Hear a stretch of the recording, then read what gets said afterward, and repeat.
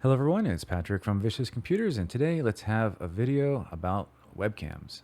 Specifically today I'm going to be going over the Nexigo Iris, a 4K webcam that is now out and available on Amazon and other retailers that really scored some really high marks from me. I was recently looking to get a second camera to add to my setup, either for alternative angles or just for extra flexibility. And I have the Canon M50 right now pointing at me, and since I have set that up as a webcam, it's pretty much stuck on my desk. It's got 3 cords plugged into it. It's on a tripod. It's now kind of a part of my desk, so I don't take it off my desk anymore to go do recording somewhere else in the house. Or if I want to do like a product showcase or a product review, I'm going to use that as the webcam. So I needed something new. So that led me to find 3 really highly rated items out there. The Insta360 Link, which is a 4K gimbal powered webcam, the new Elgato Facecam Pro, and this one here, the Nexigo Iris 4K. The reason that this one's the one I chose is kind of what I'm going to go through in this review, and I'm going to show you the things I think is great about it and kind of give you the compare and contrast versus the competitors to help you decide if this one's the right one for you. Let's go through. The video will be a review on the product, but it's also going to be kind of a why scenario for content creators. Why? Why would we get a webcam instead of a DSLR? Is it worth it? Is the quality good? Etc. So first things first. Even though I just recently got studio lighting to help make the videos look better, we have nothing on right now. There is an overcast day with some light coming in from the back window. There's the light on from my overhead fan in this room. And then I've got the light that comes in from the computer monitors. A hint for everybody, by the way, if you need some lighting for fill and you have a multi-monitor setup, your monitor just go to a white background or a web page, and that can be great because look at the difference. My top monitor has a white web page open. If I minimize that, look how much light drops off. So just a quick tip. So first things first, let's just start this off easy. The Canon M50 right now, manually configured, has a prime lens. We're running a 16mm prime lens at f1.8. Everything's tuned and tweaked and to look as good as possible. Here is the Nexigo Iris out of the box. Out of the box, completely 100% full auto. Haven't even tuned it or tweaked it yet. How's that quality look? I'd say it looks pretty good. I can tell it's a webcam. And it definitely is a webcam, but that's a lot better than what I would expect. By comparison, the webcam I normally use when I have to do meetings for work and I'm required to have a webcam on, this is a 2K webcam, which is looking like this. That 2K webcam actually replaced my Logitech C910. It was better than the C910. It had higher resolution, it had better angles, it had better everything all across the board. So that crappy feed, this is what you could expect from the Logitech C910 or the C920, which I see people recommending a lot, and I can't recommend them. They're just not good. If you need to do a meeting for work, sure. And if you're doing, if you're a new content creator, and that's the only thing you have on hand, then any content is better than no content. But would I recommend it for content creators? No. But would this Iris work? Absolutely. Look at this out of the box.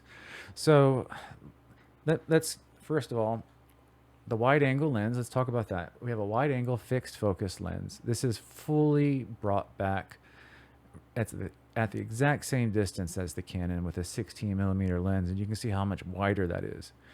That gives you the flexibility of the wider shot if you need it, but you can always zoom in if you need to get a tighter shot. Because it's 4K, we can zoom in about 2 times digitally and still have 1080p quality. So that's something to keep in mind. You can focus this in and frame it in wherever you want it and have a pretty good looking video. So don't be discouraged by the wide angle, just look at that as a benefit. The other thing to talk about is the fixed focus. So let's switch over to the Canon. It is on f1.8, so a very shallow focus. If I bring this remote up that controls the Nexigo Iris, you can see it's in focus. But if I want to show you this closer so you can see the buttons, that's not going to be in focus. Putting the camera on autofocus, for one, not even an option because that's a prime lens and just wouldn't work. But in videos, doing content creation, autofocus is usually your enemy because it might decide to focus on something else. The Elgato Facecam Pro, that's one of the big things I've read and seen, is very bad. It doesn't have a fixed focus unless you specifically tell it to use a fixed focus. And the autofocus is aggressive and it wants to hunt around. And when it moves the shift and focus, it doesn't do it smoothly. It's very jittery and off and on. So the fact is that with the Nexigo Iris having a fixed focus, this is in focus here. If I bring it closer, it's in focus there. I can have a range of focus and it never has to adjust an autofocus. The minimum focus distance is about 7 or 8 inches. The remote itself is about the size of my hand. And that's, if I put the distance of the remote away from the camera, that's still in focus. So that's about, the focus length is about 7 or 8 inches. And of course, from there all the way out, it stays in focus. So that's what the infinite focus is all about. I think the next place to start is to talk about the fact that it has a remote. It has software. Let's jump over to screen capture real quick. This is the piece of software that you can install for control, and it has your very basic webcam controls: brightness, contrast, hue, saturation, sharpness, gamma, anti-flicker, and if we go over to the advanced tab, exposure gain, the zoom, pan, tilt, those kind of things. Very basic. You can use this if you want. If you're using OBS or something and you go to the properties for the webcam, this is the same controls you'll see in there. However, it's not necessary. It is so easy just to grab the remote and do all those things from here. And the remote gives you so much more control that the software does not even have, including some features that this camera has that even the Elgato Facecam Pro doesn't have. So let's start with, first of all, I'm going to at some point just insert a audio test because this webcam does have 2 microphones built into it, noise canceling microphones. So you can do a call and use the webcam microphones, or you can have it as emergency backup audio. Or what's great is if you're recording and you're worried about your sync, you can record the sound and the video from the webcam and then use your external audio and then use that waveform as a way to synchronize your footage afterwards. As I was watching many videos on the Elgato Facecam Pro, one of the bigger reviewers, like his second clip of footage where he's talking about how great the camera is, I noticed that the audio was out of sync, and it turned me off to that video very much because I can't stand seeing audio out of sync. I think audio is more important than video when it comes to content creation, to be honest with you. I can watch a somewhat poor video with good audio, but I can't watch a video with poor audio no matter how good the video is. Okay, let's talk real quick about the microphones and how good they sound. The webcam is still mounted where it was before, a little bit more than arm's length away from me on top of my monitor. This room is 10 foot by 10 foot with hard floors. It has wooden floors, hard walls, no noise material like for dampening or anything in here. So it's a very echoey and terrible room, which is why I use the dynamic microphone to record everything instead of condenser microphones. I have a server rack only 6 feet away from us in the corner of the room with switches, firewalls, virtual machines, NASs, and all of that making a ton of fan noise. So if you're not hearing all of that fan noise, the noise cancellation is doing a very good job, but it's probably not going to do much as far as the echoes. I think the main reason to use the built-in audio is for like a board meeting type environment where you need to have video and audio in one simple setup. And the audio is just strictly for communication and not for content creation.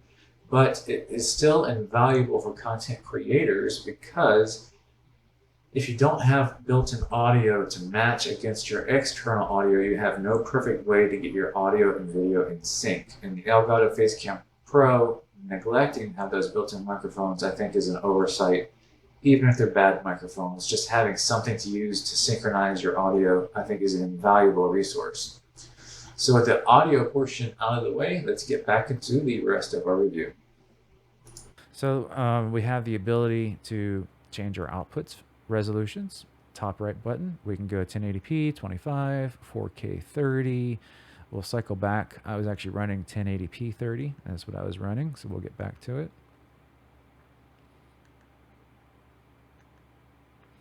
I will say I don't really notice a big difference in the 4K versus the 1080p quality, even when I'm zoomed in. So I'm assuming it has a built-in super sampling, which means it's always using the entire sensor. It's capturing the data that it sees as 4K, but then outputting it as a 1080p resolution. So that means even though we're running at 1080p right now, we're getting a lot of the quality benefits of 4K, even though we're not capturing at 4K. Those are real benefits and cameras that do that. The Elgato also does that. So we can then, do the zoom in and zoom out. We can turn on the auto framing so that it would just follow me if I go somewhere. Yeah, so it zooms in and then it'll follow you around. And then we've got picture in picture mode, which basically has a zoomed in portion. This is supposed to be useful for like maybe a product thing, so you can kind of have your product over here somewhere, but then have your, or vice versa, you have the product in the zoomed area and you're talking somewhere else. Don't really think that's too useful either. Let's dive into the menus now. So zoom out, turn off picture in picture. We have 3 presets built in right now. We're on the meeting mode. This is the streaming mode. And last is low light mode. These are just setting presets that come out of the camera from the factory. We can go in there and change any of those settings and create our own custom presets. And so like streaming mode, for example, you can see that zooms in and it made things a lot darker. The next part of the video right now, we're going to start from here. So we got the Canon M50 looking like this. A little bit darker, looks a little bit smoother. It's zoomed in more. The closest thing we have out of the box to recreating that is this right here, the streaming mode on the Iris. So let's go ahead and let's bring up my cell phone. And let's kick on a few lights in here. I love these lights from Newer. For the money, they're so good. And I'm definitely going to be doing some reviews on these for sure. So let's put this on CCT. There we go. Good enough. So look what the boost and light has done for us. Here, let's go back to the Canon. Looks quite red right now, but see how much the light has helped separating the subject from the background. You can reduce your ISO and get less noise. And so all of these things will carry over to the webcam. By adding light, we're going to reduce our noise. We're going to get better exposure. We're going to look better on camera. This is still that streamer mode. And remember how dark it was before? Look how good it looks now. So let's go and open up the main menu by pressing our menu button. And let's go through everything. So on the setup side, we have our mode. You can change the microphone to be on and off. You can change the level that it will zoom. You can also change USB modes on here. The onboard AI is going to be the auto tracking and the auto framing. And then you can also turn on the facial enhancement and the picture-in-picture modes. Exposure controls. So this is really cool. Shutter priority. We have the shutter at 1/60, which is exactly what I recommend because I'm recording footage at 30 frames per second. So you always want your shutter to be double that speed. Having your shutter speed at double gives you realistic motion blur. And so that's why with the Elgato Facecam Pro, one of the marketing things is it's the only camera on the webcam that does 4K 60 frames per second. But what good is that? If you run 60 frames per second, everything is going to have to be 60 frames per second, or it's not doing you any good. Then you're going to have to run a 1/20 shutter speed to get the proper motion blur. Higher frames per second is good for slow motion, but 60 is not good enough to work with slow motion. You want at least 120, if not higher. And webcams are not about recording something so you can do slow motion in post. It's all about what's live. And as far as what's live, nothing at 60 frames per second is really worth it. It's not going to do anything for you because 30 frames per second is more the standard for YouTube. And of course, with cinema and movies, it's like 24 frames per second is the standard. So that 60 frames per second really is just marketing fluff, and it's not useful for anybody, and it's only going to make it harder to capture this stream in the right way. So you can see that we have different modes here. We can go into shutter priority, brightness priority, and auto. So with shutter priority, 1/60, and ISO at f200. These were the out-of-box settings, which is why it looked kind of dark before. But as soon as I kick on some lighting in here, look how good this looks. This is looking amazing. And this is the exact kind of setup I would use for the Canon M50 to do professional video recording. Let's go back on that. Color. We have it on auto white balance right now. Of course, we can go manual and we can tune everything. Reds, blues, saturations, but it also has a hue adjustment. The Elgato Facecam Pro does not have the hue adjustment. If you're tuning custom white balances, you sometimes need to do like a green tint shift to get it to look just right. All the lights I'm using in here have the ability to shift the tint to get very specific lighting. So if my camera can't also make those same adjustments, then that's not going to be very good for me. So this is the only webcam out of the top 3 that I mentioned, the Elgato Facecam Pro, the Insta360 Link, and the Nexigo Iris. This is the only one that has that tint adjustment. So that's a big win on this one. I'll put it back on auto. It looks like it was doing a pretty darn good mode on auto. All right, and let's go back. Image. This is where you do your brightness, your contrast, your sharpness. You can flip it horizontally, vertically. You can go to black and white. You can adjust your gamma. It also has HDR. With HDR, of course, it tries to widen the differences between how much light it captures in the darkest parts and the brightest parts, the dynamic range, as they call that. So being that it's very well lit in here, I don't think that we have any shadows that we need to recover. If it was pointing at the window, where the window would often be overexposed, especially on a sunny day, this might help bring in some details from that window. I'll just kick it on just so we can see what it looks like. So there's with HDR on and then off. Noise reduction. So we have 2D and 3D noise reduction. Every camera is running noise reduction to some degree, but you have the ability to customize it to a very finite degree here. This is at 1 out of, I think, 10, and this is at 3 out of, I think, 8. So if you find that your footage looks a little noisy, you can raise it up higher. The more you raise it up, the more, you know, smoothing and things that are not actually there to the naked eye that you add to the footage. So generally you want this as low as possible.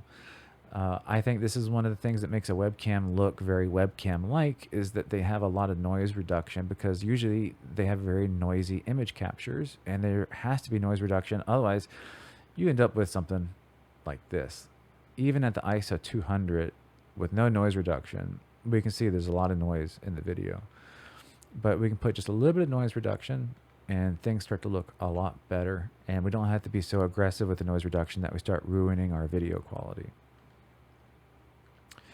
HDMI video format. So here's another thing that the Iris has that the other two do not have. Not only does it have the HDMI 3 whatever video output for 4K, but it has a dedicated full-size HDMI port on it.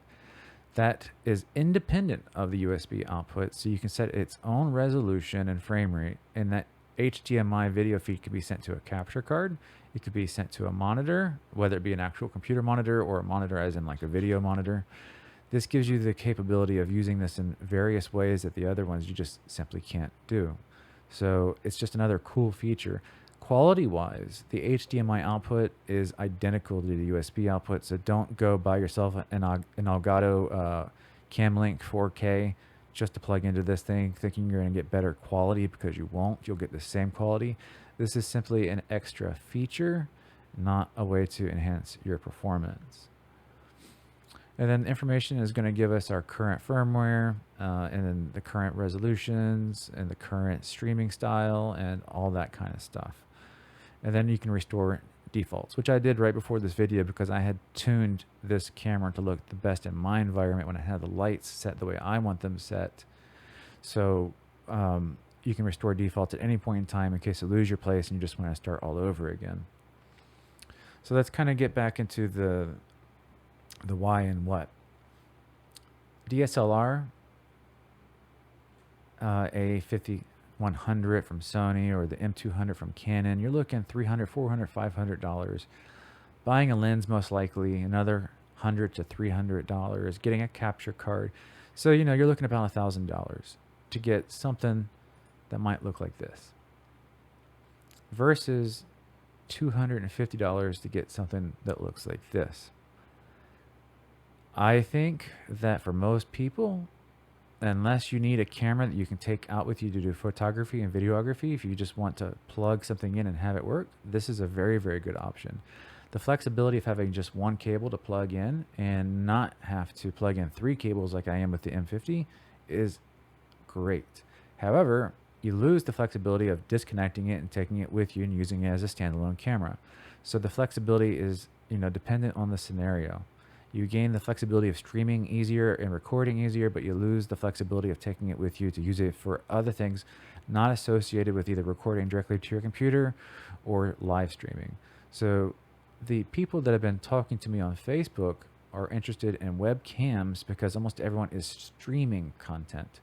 No one was asking me like, what's a good camera for photography? I don't know why I can't say that right now. Photography. People are asking me like, I want to do content creation, streaming, Facebook, YouTube, Twitch, or OnlyFans. I get people asking about that too. And this was the camera I was recommending the most. Currently on sale for, well, not on sale, currently full price, $250, compared to the Link and the Facecam Pro, both at $300. So you're saving $50. The sensor in this is exactly the same as the Elgato Facecam Pro, which means that I think it's going to give you pretty much the exact same results. It has extra color options that it doesn't have. It has fixed focus, which the Elgato does not have. It has microphones that the Elgato does not have. It has a remote that the Elgato does not have. So I would pick this one, which is why I bought it and I own it. I didn't buy it just to review it. I'm reviewing it because I bought it.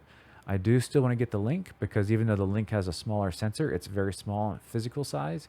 And the fact that it has pan and tilt and all that, I think it's a neat little gadget. And the colors in the video that captures look amazing from all the examples I've seen.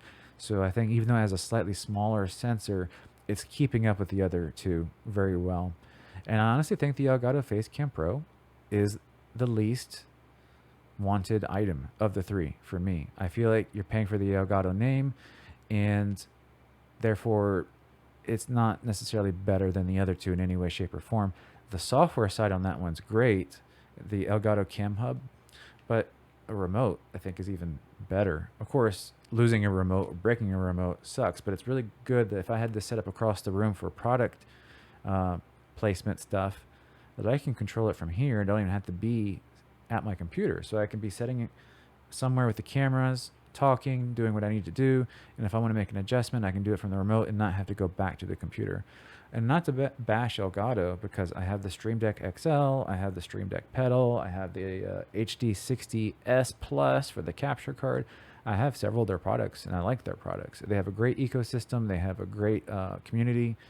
So I'm just being fair from the technical side here of like what's what.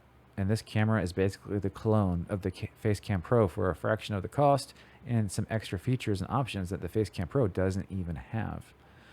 So I think that that's pretty much all there is to it, except for maybe inserting a video recording with the sound so you can get that. And we'll be out of here with this video, and I hope that everyone found it both entertaining, educational, and useful to some degree. Once again, this is Patrick from Vicious Computers, and I'll see you next time.